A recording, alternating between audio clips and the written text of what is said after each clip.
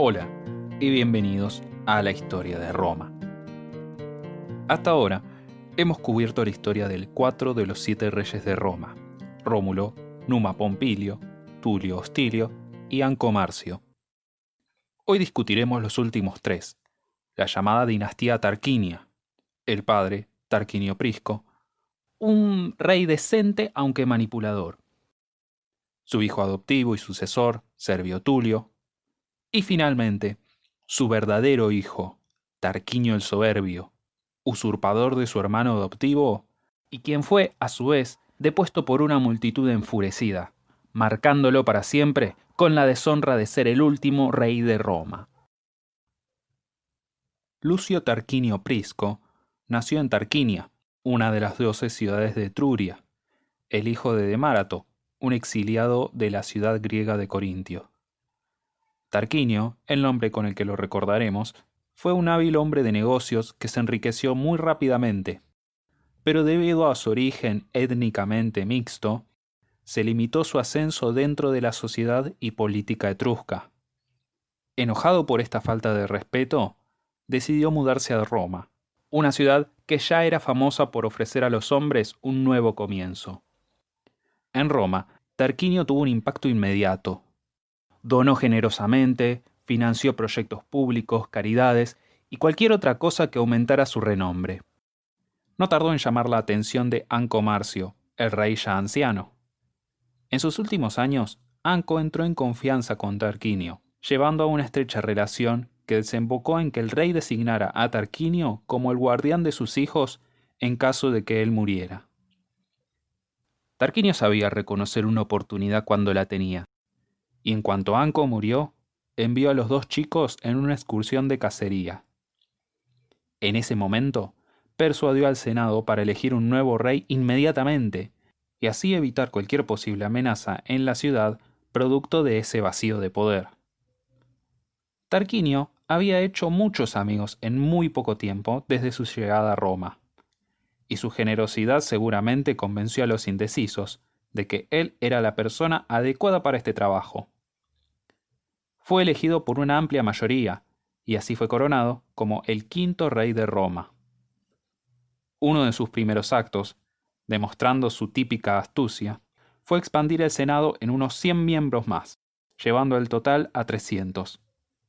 Los nuevos senadores debían su posición a Tarquinio, y obviamente lo apoyaron en todo lo que éste hacía, haciendo que el Senado terminara siendo simplemente un pequeño sello de aprobación para todas las políticas de Tarquinio. Esto hubiera sido desastroso si Tarquinio hubiera sido un líder tiránico o incompetente. Pero resultó ser un rey bastante consciente y hábil, tanto como administrador, así como en su rol de jefe militar. Poco después de su elección, Roma se vio envuelta, otra vez, en una guerra contra las tribus latinas vecinas. Tarquinio puso a sus oponentes en fuga con mucha facilidad y volvió a la ciudad con un enorme botín. Decidió festejar su victoria celebrando juegos públicos como jamás se habrían celebrado, pero no existía un estadio lo suficientemente grande como para contener su visión. Así que ordenó la construcción de un hipódromo entre las colinas del Palatino y el Aventino. Este hipódromo, cuando fuera completado, se lo conocería como el Circo Máximo, uno de los establecimientos deportivos más grandes del mundo antiguo, y que seguiría en uso continuo por los 1000 años de existencia del imperio. Una vez que los trabajos en el Circo Máximo comenzaron, los romanos se entrenzaron en una pelea con las restantes comunidades sabinas. Estas comunidades nunca se habían recuperado de tener la mitad de su población anexada a Roma, y ahora querían desafiar a estos advenedizos por el control de la región. Una vez más, Tarquinio lideró a los romanos en la victoria, usando tanto estrategias hábiles como fuerza bruta. Cuando llegó el enemigo, Tarquinio destruyó el puente que los sabinos habían usado para entrar al territorio romano, dejándolos sin ruta de escape, para luego aplastarlos contra el río. Para celebrar esta victoria, Tarquinio inauguró una de las más famosas tradiciones romanas, el triunfo. En años posteriores, se establecerían normas sobre que constituía un triunfo oficial, pero las bases fueron puestas por Tarquinio. El líder del ejército triunfante entra a la ciudad montado en un carro tirado por 4 caballos. Las legiones lo siguen detrás con prisioneros de las fuerzas derrotadas y toda clase de tesoros capturados del enemigo. El ser otorgado un triunfo era el honor más grande que un general romano podía recibir. Después hablaremos mucho más sobre los elementos tradicionales de los triunfos, así que por ahora vamos a tener el dato de que fue Tarquinio Prisco quien celebró el primero de ellos. Es en estos tiempos cuando el rey se entera de una historia fantástica. La cabeza del hijo de un esclavo que estaba durmiendo de repente se prendió fuego, pero el niño no estaba lastimado y ni siquiera se despertaba. Hubo testigos que afirmaban haber visto el fenómeno con sus propios ojos y que las llamas desaparecieron cuando el niño se despertaba.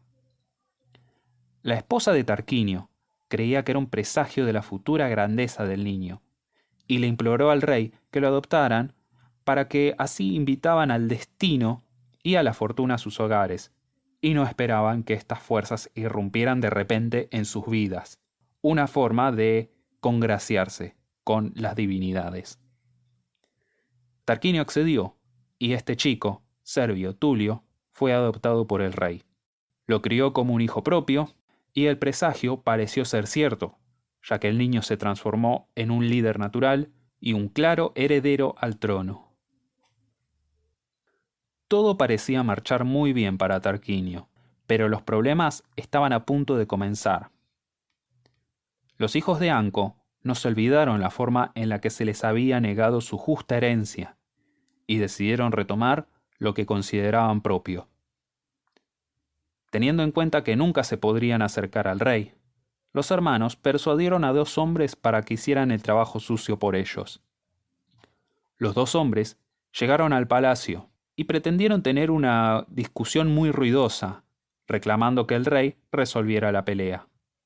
Tarquinio salió para ver a qué venía tanta conmoción y aceptó solucionar el problema. Pero mientras se sentaba para impartir su juicio, uno de los hombres sacó un hacha que llevaba escondida en su túnica y la enterró en la cabeza del rey. Tarquinio cayó, y los hombres intentaron escapar, pero fueron capturados inmediatamente. La esposa de Tarquinio, Tanaquil, al ver la gravedad de la herida, despejó la sala y trajo a Servio Tulio para que lo ayudara con el rey.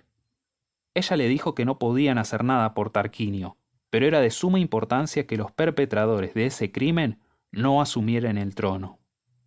Imploró a Servio para que formara parte de un engaño, así ninguno de los hijos de Anco se convirtieran en reyes.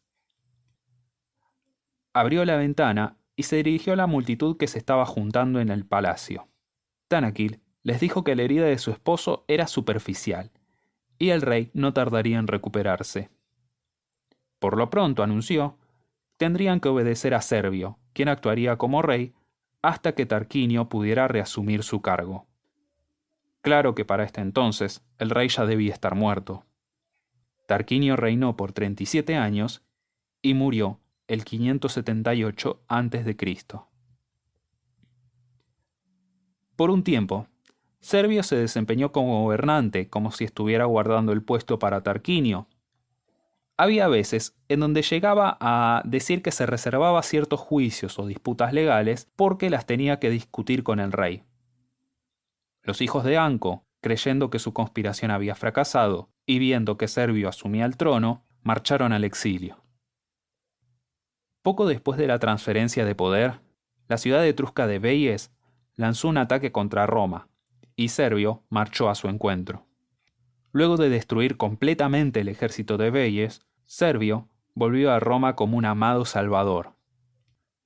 En este punto, ya claramente encumbrado en el trono, se anunció la muerte de Tarquinio. Nadie cuestionó la continuidad del reinado de Servio, y el plan de Tanaquil se completó exitosamente. Servio sería el anteúltimo rey de Roma, y en todo sentido el último buen rey. Fue el responsable de la transformación final de la sociedad romana previo al establecimiento de la República. Una transformación que tendría un profundo efecto en la manera en la que la república sería gobernada. Ya que deseaba hacer un inventario de los recursos, bienes y población de la ciudad, Servio instituyó el primer censo. Según los datos que recabó, dividió a los romanos propietarios de tierras en 5 clases. Nominalmente divididos según su riqueza, la idea era establecer quién podía proveer qué cosa cuando entraran en guerra.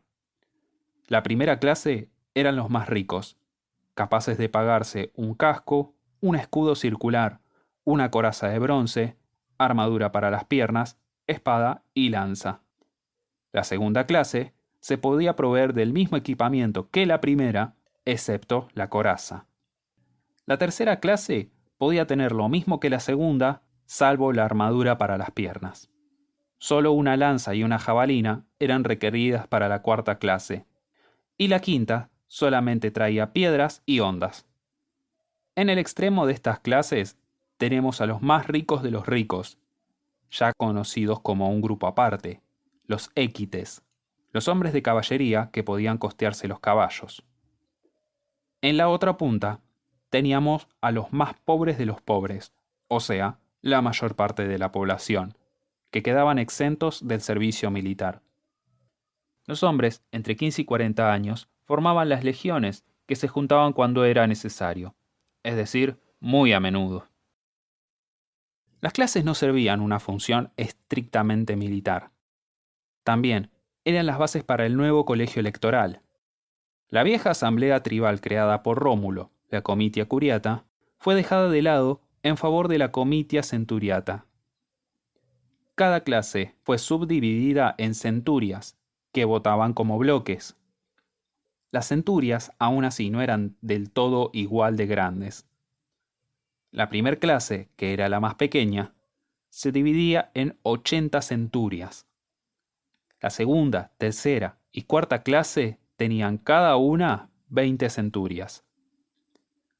La quinta, es decir, la más numerosa por lejos, se componía de 30 centurias. El reducido grupo de équites estaba dividido en 12 centurias, y la masa de la población que no era propietaria de tierra solo tenía una.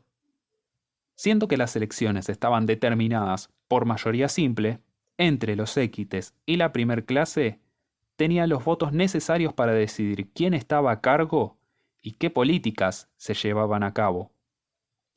Existe cierta lógica en este método tan sesgado de votación.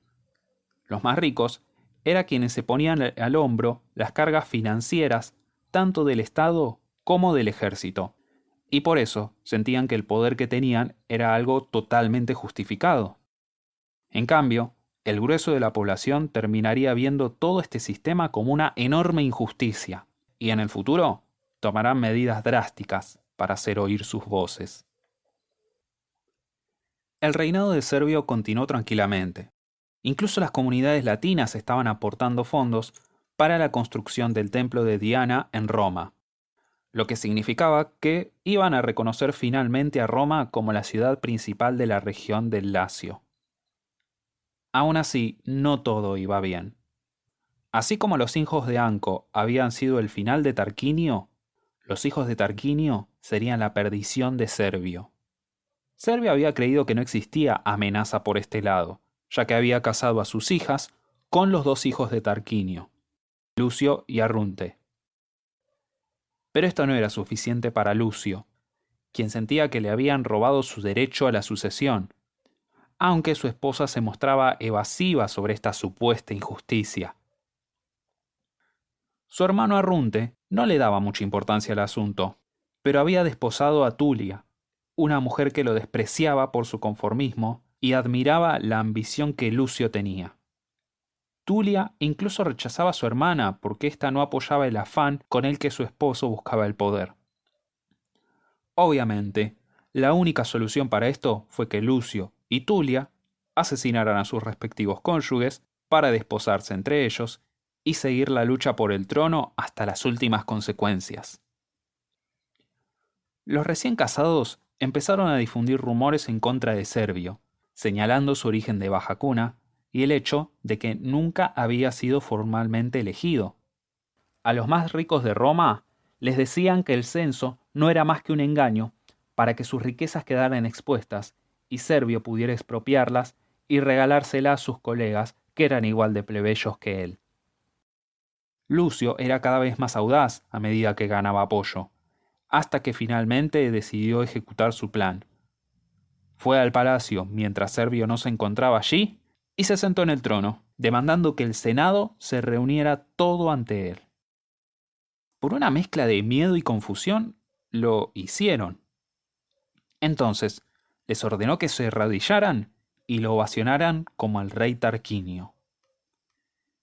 Estaba a la mitad de dar un largo discurso difamatorio sobre Servio cuando el viejo rey apareció, demandando una explicación. Los partidarios de Lucio y de Servio comenzaron una riña, y en la confusión de la pelea, el mismísimo rey fue asesinado. Servio había reinado por 43 años y murió en el 535 a.C. Lucio sería en el futuro conocido como Tarquinius Superbus o Tarquinio el Soberbio, el último rey de Roma. Desde el principio, Tarquinio era el típico modelo de un tirano. Vanidoso, arrogante, pomposo y desdeñoso tanto del pueblo como del Senado. Construyó monumentos a sí mismo a expensas de los ricos, usando la mano de obra de los pobres. Fue lo suficientemente inteligente como para reconocer lo precario de su posición. Sin siquiera algún guiño de las formalidades de una elección, eligió el miedo como base para su reinado. Se arrogó todas las funciones legislativas y judiciales y desafió a quien sea que se le opusiera. Aquellos que aceptaban este desafío muy rápidamente se terminaban arrepintiendo. Tarquinio arrestaba, enjuiciaba y ejecutaba a sus oponentes, pasándose por encima de todo el sistema tradicional de justicia. Confiscaba las propiedades cuando se le daba la gana y redujo arbitrariamente las bancas del Senado, dejando a esta institución anémica e impotente para contrarrestar sus acciones. El mal manejo de Tarquinio no se confinaba solamente a la ciudad. Buscó consolidar el poder de Roma en el Latium, y por eso llamó a un consejo con los nobles locales. Los hizo esperar todo el día sentados, hasta que uno de los nobles se levantó, reclamando que Tarquinio se estaba demorando a propósito, para demostrar que los podía mandonear a su voluntad. ¿Y qué les digo que justo en ese momento llegó Tarquinio? Tomó nota del hombre que había hablado en su contra, y luego de la reunión sobornó a uno de los esclavos de ese noble para que plantase un alijo de armas en el cuarto de su amo. Una vez hecho esto, Tarquinio reunió de nuevo al consejo y anunció que acababa de descubrir un complot contra su vida, y señaló al noble ofendido como el culpable. Llevó a toda la gente a la habitación de ese noble, donde descubrieron todas las armas escondidas. Eso, más su discurso del día anterior, fue suficiente para incriminar al pobre hombre, y fue ejecutado sin ningún juicio. El resto de la nobleza latina, creyeran o no la acusación, se dieron cuenta de que Tarquinio era capaz de cualquier cosa, así que decidieron no desafiar el poder de Roma. Con la ciudad y el campo pacificado, Tarquinio se dedicó a disfrutar los frutos de su arduo trabajo. Pero de esta semilla tan llena de veneno, solo podían germinar frutos también envenenados. Y Tarquinio pronto pagaría el precio máximo por su obrar tan deshonesto. Tarquinio, obviamente, no se había granjeado la simpatía de nadie, y la gente esperaba solo una chispa para encender la rebelión. Un día, el más joven hijo del rey, Sexto, asistió a una cena organizada por Colatino, un noble local, y al conocer a Lucrecia, la esposa de Colatino, Sexto decidió que debía poseerla. Borracho de lujuria, Sexto volvió a la casa mientras Colatino estaba lejos, asediando el pueblo vecino de Ardea, y violó a Lucrecia. Luego de satisfacer sus deseos, escapó, aún sin darse cuenta de lo que acababa de comenzar.